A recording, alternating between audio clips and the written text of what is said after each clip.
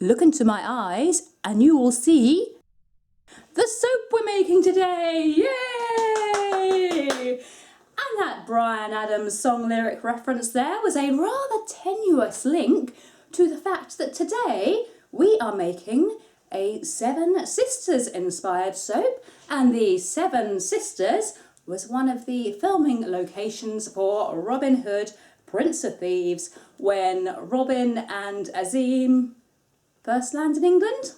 I think that's kind of the gist of it. But yeah, it's used in the film, so, you know, we had to have a bit of Bryan Adams there, but I'm not going to subject you to my singing because that would be horrific. Right, so today we are doing another scenery soap. It's our second one. Our first one was a couple of weeks ago with the beach theme, and I really enjoyed doing that. So we have taken it one step further, and we are now trying to create an actual coastal scene. It's going to involve lots of scraper tools, it's going to involve lots of colours. It is all natural again, we aren't using any mica. All the colours that we are creating are from clays and plant extracts, so we are working with a limited colour palette, but I think we have done fairly well because we've already created the soap. I'm just doing the intro now. The soap's done and dusted, so I think it's turned out fairly well. What else can I tell you about the Seven Sisters and our soap? Probably not a lot. It's probably best if we just dive right in and you have a little look at us doing it. So we're starting today's video a little bit differently because we've already combined our lye water and our melted oils, and we've already brought the soap batter to a very, very light trace just past emulsion. And we're going to begin by colouring the layers, and for this one, this is our first layer. This is going to be the kind of grassy foreground, and I'm using 1/4 teaspoon of French green clay, 1/4 teaspoon of yellow French clay, and 1 teaspoon of nettle powder. This is 12.5% of our total batter weight in here, and I'm going to add in the colours. Once they're added in, I'm going to just sort of stir them to combine them, and then I'm going to use a stick blender to bring them to a very thick trace, which we're then going to pour into our soap mould, and then wait for it to firm up till it's really nice and set so that we can use our scraper tools to get through the batter and create our layers.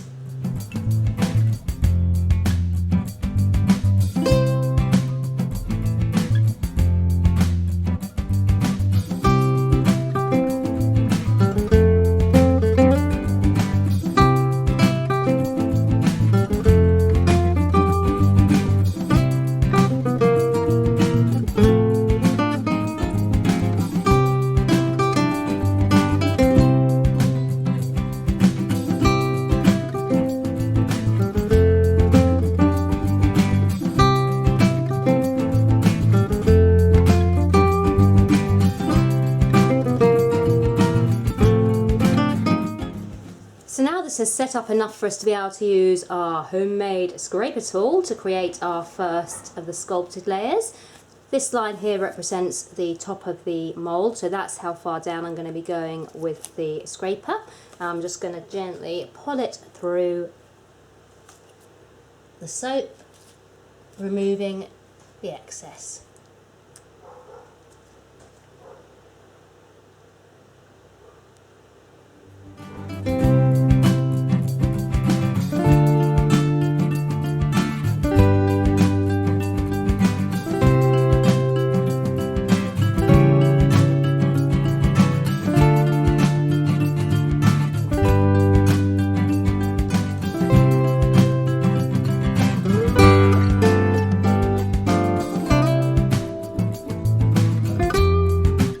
I'm going to clean up the edges of the mould where I've taken out that batter, and then we're going to move on to colouring our next layer. And for our next layer, we've also got 12.5% of the total batter weight, and this one is going to be a similar green but a little bit darker because this is going to be the kind of bushes and shrubs and trees that are just behind the grass. So for this one I've used about 1/4 teaspoon of French green clay and 1 teaspoon of Spirulina powder to get that darker green colour. So it's going to be the same as before. We are going to get this all into this batter, mix it in a little, and then get it to a very thick trace so we can pour it on top of that grassy layer that we've already done. And I think I'm just going to add a tiny little bit more spirulina into this one, because although it is a dark green, it's not quite as dark as I'd like it to be. So we're going to go with just a little more spirulina. Just dropping in about another ½ teaspoon's worth and hoping that's going to darken us up quite a bit, hopefully. So I'm fairly happy with that colour, so we're going to go on to bringing it to a thick trace with the blender and then getting it in the mould on top of that lower layer.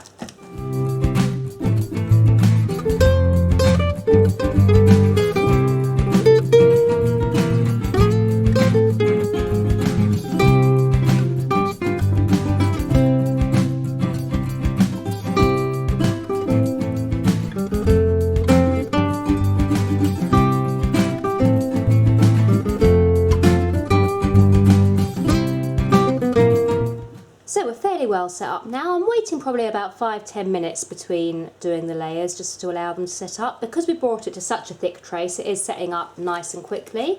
We can use our second scraper now, just repeating what we did with the first one, so lowering down to that line, guideline that I've drawn, and then dragging slowly but carefully through the soap.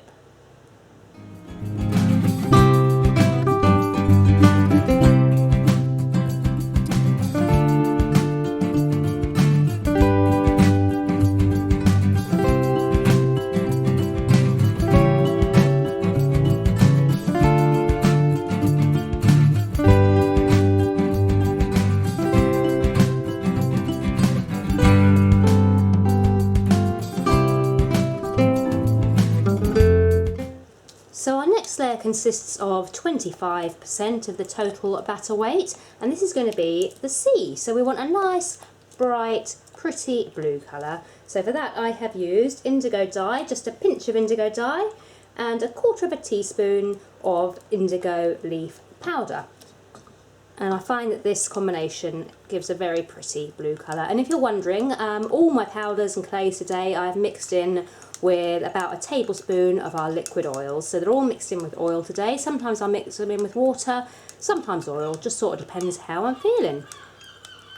Oh, seagulls, don't know if you can hear them. Lots of seagulls about. They must be knowing the kind of soap I'm doing and they're coming to watch. Or they're just coming to be annoying, like seagulls so often are. Probably hungry. So I'm going to mix this in just to get an idea of the blue colour that I've created. If it needs a little bit more brightness, I'll add another little pinch of the Indigo Dye. But kind of looking like we're going to be okay for a nice sort of sea blue. So I've relented. I'm going to go with another tiny amount. This is 1/4 teaspoon, so you can see just how tiny that amount there is, of Indigo Dye. And to balance that out, just so it doesn't get too dark of a blue, I'm going to add about ½ teaspoon of white Kaolin clay, just to try and hopefully brighten it up a little. Whoops! And now, as before, we're going to bring this to a nice thick trace to fill up that third layer of soap.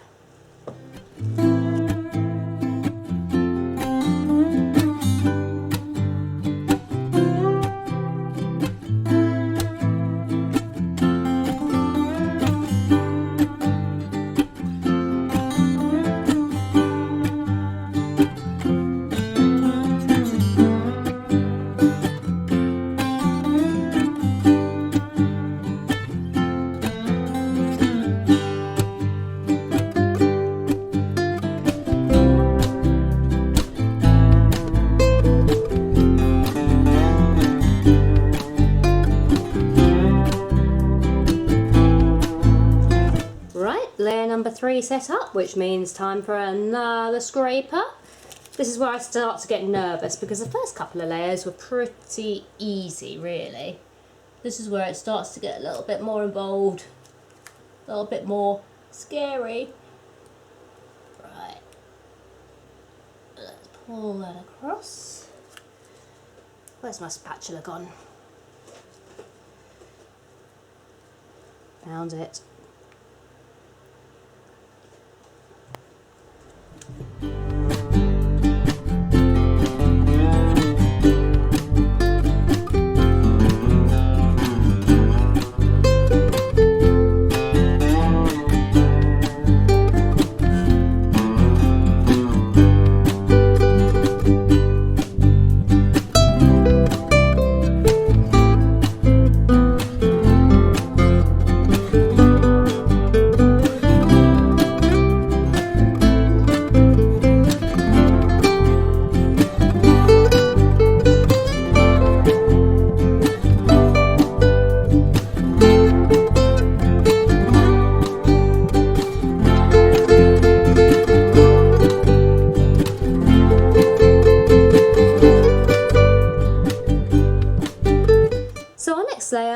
to be our white cliffs. And they are the Seven Sisters in East Sussex, but I can't help but have white cliffs of Dover in my head when I'm making this. And Dover isn't even in East Sussex, it is in Kent, but it's just an iconic song, and every time I say I look at the image of our Seven Sisters, I get the white cliffs of Dover in my head.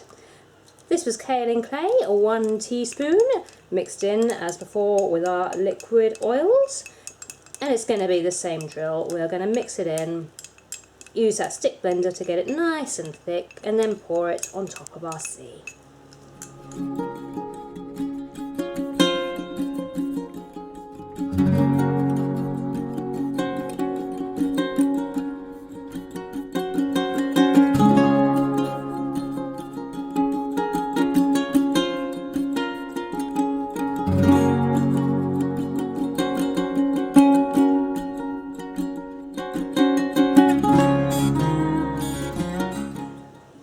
Let's get those white cliffs clipped. And just for reference, the total amount of batter in this layer was 12.5% again. I think I forgot to say that.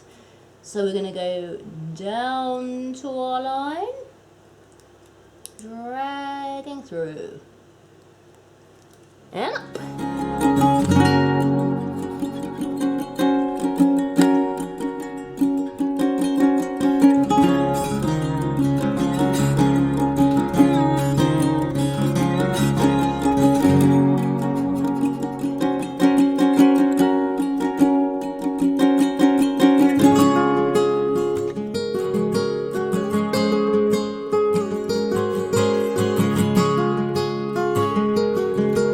Before, we're going to clean up the mould now, and you've probably noticed that there is a long blue line here and thinking I made a mistake. I haven't. It just so happens that on our design the cliffs are not extending this far, so we want that to be C, otherwise the design's not going to be quite right. So that is an intentional blue line.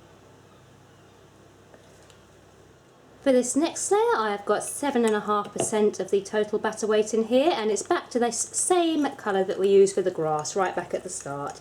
So it is a French green clay, yellow French clay and nettle powder in the same quantity that we used in our very first layer.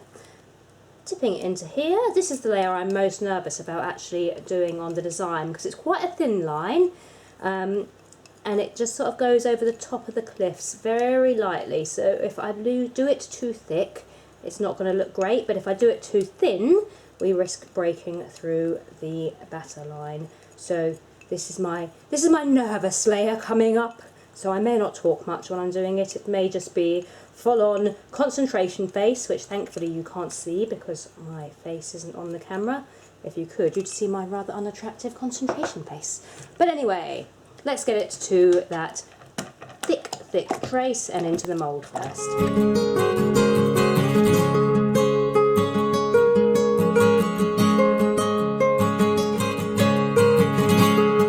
And I have actually stopped the video and the recording there, or at least the sped up bit, because I want to show you this. I've got this to a slightly less thick trace, because when I'm pouring I want to try if I can to avoid that blue line, so obviously that's C.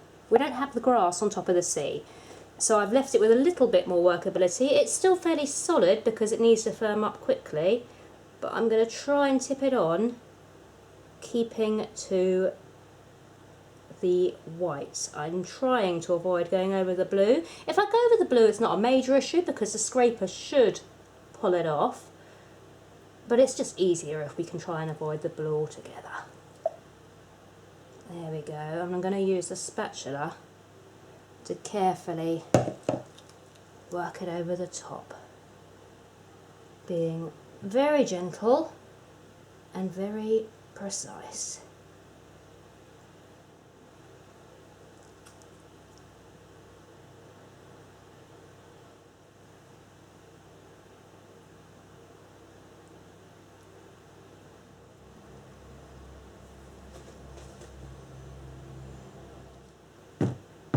I'm giving it a very careful tap down because I want any pockets of air or air bubbles to be able to release, because I don't want sort of, you know, holy soap.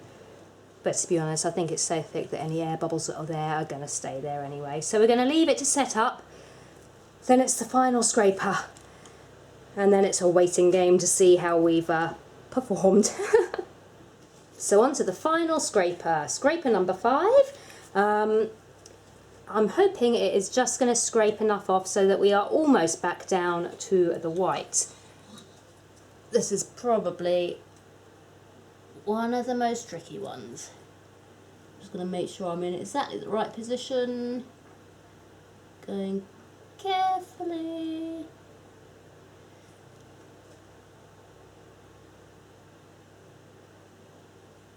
Just to get that first bit off.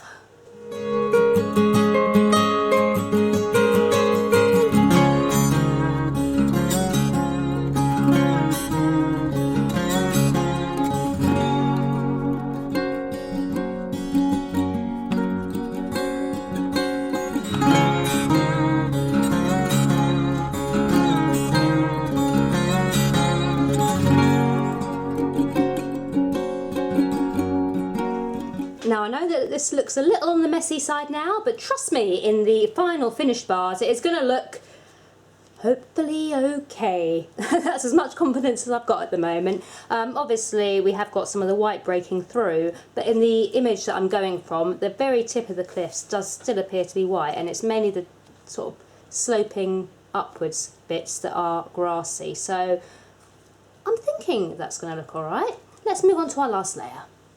So the last layer is the easy peasy bit, no more layering, no more scraping, all done. Don't even have to worry about bringing this to a thick trace because we're not going to texture the top for this one either. So this is the sky, the pretty blue sky over those white cliffs. And for that we are using good old Indigo Dye. I'm using an absolutely tiny amount, about 1/8 of a teaspoon in here, and I want it to be a very pale blue. We want to imagine a nice clear blue, sunny day. I'm going to tip about half of this in just to start with, because you can always add but you can't take away, as they say. So I'm going to see what kind of blue this gives us, and if it's not dark enough we'll add the rest. But if it is dark enough, well then obviously we won't add the rest, because if we did add the rest and it was already dark enough, that would be weird. So looking at that very pale blue, thinking we probably will add the rest, because although we have got a blue colour, I wouldn't mind it being a little bit stronger than that. So let's go in with the rest of this.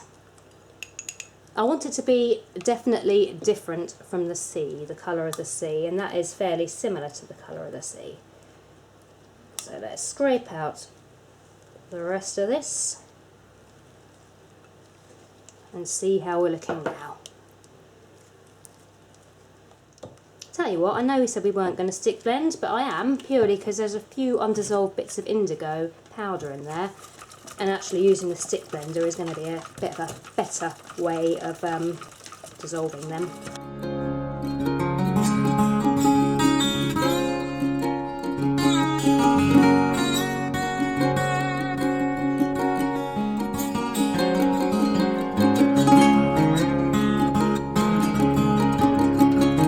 There we go, I reckon we are done. Our Seven Sisters inspired soap is hopefully finished. Well, it is finished. I mean, whether it looks any good or not is a completely different story, but hopefully it's finished to a high standard. Well, we will only find that out when we cut it in a couple of days' time. So I'll be back then and I'll be crossing my fingers until that point. So our Seven Sisters soap has been unmoulded and cut. And just so you know, those of you who aren't familiar with this area and are wondering why I keep saying Seven Sisters, the Seven Sisters is basically the name of the hills that I've tried to encapsulate in this view. So let me show you how we managed. There we go. So these here are the Seven Sisters, if you are, say, unfamiliar with the East Sussex area. And I think we've done a pretty good job. I am almost 100% happy with this loaf. The only things I would change is I would mix in the indigo powder just a little bit better. We know I added more. And on some of them, let me find one, like this one here for example, we have got slight flecks of undissolved powder. So next time I will mix them in more thoroughly. Also, we've got a couple of air bubbles, which was to be expected because the batter was so thick, but next time, I don't know, possibly just try and press the batter down with a spatula just a little bit more. But on the whole, I mean, they're just two tiny criticisms. Next time I might make a bit more of a difference in colour between the sky and the sea as well, because there is a subtle difference, but not quite as vibrant, I suppose. Not something that's not so much of a contrast here. But there is a contrast, so I don't know about that. But otherwise, I say it is minor criticisms. Say there's one there with an air bubble, which I would like to try and avoid. But the actual design, I'm really happy with how it's worked out. There's not a lot else that I would change. I mean, the view is, you know, noticeable as what it's meant to be. And I am pretty happy with them. The colours I'm happy with, the grass and the bushes and the sky and the sea and the cliffs. So the colour scheme I'm happy with. So that is the Seven Sisters soap. And that's a tongue twister. So I am incredibly chuffed with our Seven Sisters soap. So much so that I've actually already spoken to my assessor to see if we can actually get this soap assessed and released for sale. Fingers crossed. It will be scented when we release it for sale. This is just a trial batch, so this one won't be sold, but hopefully future batches of this can be. If we can get it through assessment, then it will likely be available in our website around about mid to late October 2020. So if you want to check it out, the website address is here, and we have a little discount code that you from YouTube can use just here. Let us know if you've got any favourite holiday hotspots or, you know, favourite places that you go that have beautiful scenery for us to create, because we are on the lookout for more ideas for scenes we can create in soap. If you like our videos, please give us a like, please give us a subscribe and hit that notification bell. And we shall see you guys next week with most probably another scenery soap, because I have got one more design that I've already made, and I imagine that this video will be going up just before it. So probably next week, another scenery soap. We'll see. Bye!